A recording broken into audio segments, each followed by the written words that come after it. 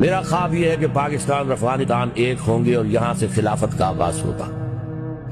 फिर यहीं से फौजें जाएंगी जो हजरत मेहदी की हुकूमत जो है अरब के अंदर कायम करेगी। उसके बाद यहां से खिलाफत फैलेगी दूसरे मुल्कों के अंदर।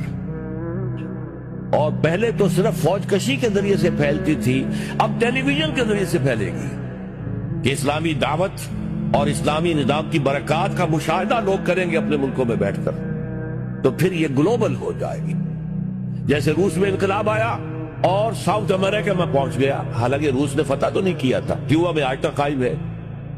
इंडिया में बन गई थी कम्युनिस्ट पार्टी और उसकी हुकूमत भी रही, केरला में रही है और बंगाल में रही है। तो इस तरीके से फिर वो फैलेगा, लेकिन किसी एक जगह पहले कायम होगा। जैसे हुजूर के दस्ते मुबारक से जजीरा नुमाए अरब में हो गया और फिर वो फैला हजरत अबू बकर, हजरत उमर, हजरत उस्मान के अहद खिलाफत के अंदर।